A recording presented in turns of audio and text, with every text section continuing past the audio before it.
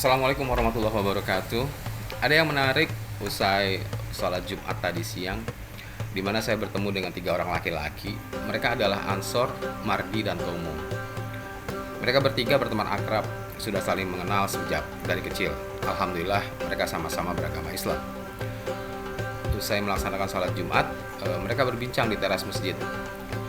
Kegiatan itu sering mereka lakukan, alih-alih bersilaturahmi. Topik perbincangan yang mereka sampaikan tuh biasanya random dan mengalir saja.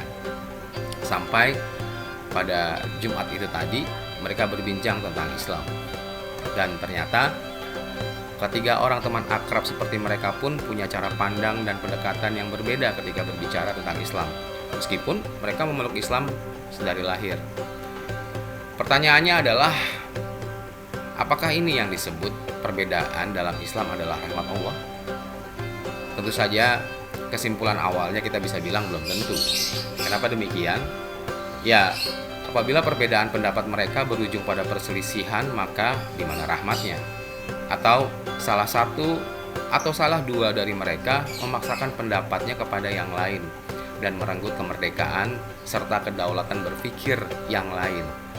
Dan bukankah itu kezaliman? Tapi apabila pendapat mereka menjadi melengkapi satu sama yang lain, membuka wawasan dan sudut pandang yang lain, itu baru rahmat. Lalu apa sih yang mereka perbincangkan? Ya, mari kita simak perbincangan mereka.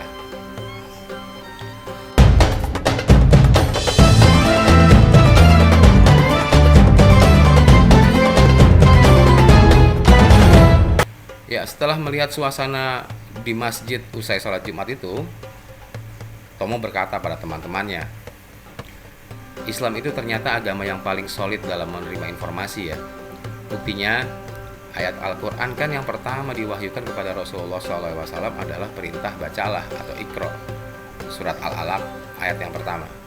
Kemudian kita juga diperintahkan dengan ayat lain, apabila sesama muslim berselisih maka kembalikanlah kepada Allah atau Al-Quran dan kepada Rasulnya atau hadis.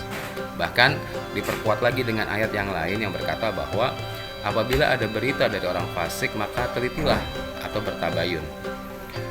Ketiga dalil ini kan menjadi instrumen ya bagi umat Islam agar objektif, agar setiap informasi itu terverifikasi atau bisa dibilang proses konfirmasi, kata Tomo. Kemudian Ansor menanggapi perkataan Tomo tadi dengan sebuah pertanyaan. Masalahnya sekarang, Islam itu apa sih?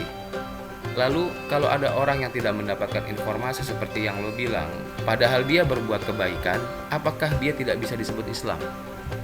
Ibaratnya begini, menurut Ansor. Ada orang yang berada di tengah hutan, dia tidak dapat informasi ayat-ayat yang tadi lo sebutkan. Apakah sudah pasti dia bukan Islam?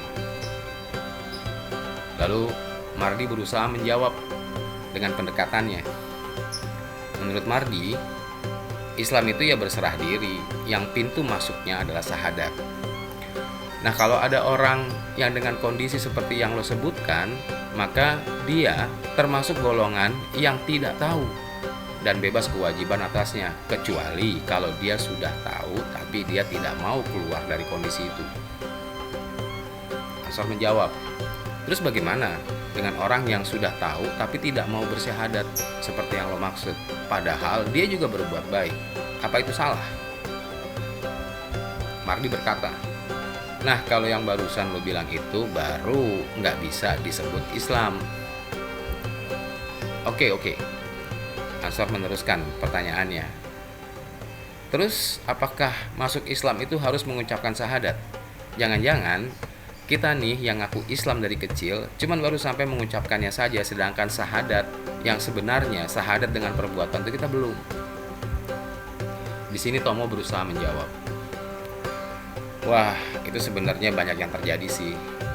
Begini, gue coba ilustrasiin dengan masjid ini adalah sebuah bangunan, kata Tomo. Katakanlah masjid itu adalah Islamnya. Ada orang yang posisinya di luar masjid. Mereka ada yang sudah mendengar seruan dari masjid, ada yang mau datang, dan ada juga yang nggak mau datang. Atau kondisinya Ada juga orang yang seperti yang lo bilang tadi di tengah hutan. Dia nggak tahu kalau ada bangunan yang namanya masjid misalnya. Nah, buat orang-orang yang mau datang dan mau masuk masjid, mereka harus melewati teras dan pintunya dulu. Teras dan pintu masjid itu adalah syahadat. Dia berikrar buat dirinya sendiri menjadi saksi kalau dia mendengar seruan dari masjid dan mereka datang. Habis itu, mereka masuk ke dalam masjid. Mereka diminta untuk membangun tiang-tiang bangunan itu. Nah, tiang-tiang bangunannya itu adalah sholat. Lu pernah dengar dong kalimat tentang as-sholatu imaduddin, bahwa sholat itu adalah tiang agama. Itu bisa terjadi hanya setelah mereka bersahadat, setelah mereka berada di teras dan pintunya untuk masuk, kemudian masuk dan membangun tiang-tiangnya. Lalu di dalam mereka juga disuruh ngebangun dinding-dindingnya. Nah, dinding-dinding bangunan itu adalah zakat dan puasa. Terus mereka juga mau ngebangun atap atau kubahnya dari bangunan itu. Nah, atap dan kubah dari bangunan itu adalah haji. Kira-kira begitu. Dari obrolan ketiga kawan akrab itu, kita bisa ambil gambaran bahwa pendekatan yang dipakai Ansor adalah pendekatan kesadaran manusia. Bahwa dalam kondisi-kondisi tertentu, manusia tidak dapat memenuhi syarat-syarat dari protokol keyakinan atau yang kita sebut dengan syariat untuk berbuat baik atau beribadah kepada Tuhan sebagai sumber kebaikan itu sendiri. Nah, pendekatan kesadaran manusia ini bertujuan agar kebaikan atau ibadah kepada Tuhan Yang Maha Esa idealnya dibangun dengan kesadaran, bukan dengan keterpaksaan, karena dibatasi oleh dinding-dinding aturan yang mengurung manusia itu sendiri dan menyebabkan munculnya fanatisme dan bias kognitif atau sentimental kepada pihak lain. Sedangkan yang akan mengisi bangunan itu kan hakikatnya adalah manusia itu sendiri, manusia yang berkesadaran gitu loh. Sedangkan pendekatan yang dipakai oleh Mardi adalah pendekatan syariat. Yang kita semua tahu bahwa syariat mempunyai sifat yang konservatif, penjagaan atau pemeliharaan kepada ibadah dan kebaikan yang dilakukan manusia. Pendekatan maintenance seperti syariat ini sangat diperlukan karena ibadah dan kebaikan yang dilakukan manusia tidak boleh kacau dan dilakukan semaunya sendiri oleh manusia, karena sifat agama adalah keteraturan. Dan agar tidak terjadi mispersepsi antara kebaikan yang dilakukan karena Allah atau karena Tuhan, atau kebaikan yang dilakukan atas dasar nafsunya sebagai manusia. Sedangkan pendekatan yang dipakai Tomo dalam obrolan di atas adalah pendekatan tadabur atau pembelajaran. Bisa dibilang pendekatan yang dipakai Tomo ini adalah pendekatan yang paling dasar atau yang paling basic dari ilmu Islam, di mana dia hanya menyampaikan apa-apa yang tertulis di dalam Al-Quran sebagai pedoman umat Islam dengan apa yang terlihat di alam semesta atau lingkungan sekitar dengan fenomenanya. Ketiga pendekatan yang berbeda ini sering terjadi di lingkungan umat Islam. Ada yang menjadikannya rahmat dan menjadi maslahat atau perbaikan dengan berupaya menyatukan menjadi sebuah referensi yang empiris, tapi juga ada yang malah menjadi perpecahan pada akhirnya. Pertanyaannya, lalu kita pilih yang mana? Wassalamualaikum warahmatullahi wabarakatuh.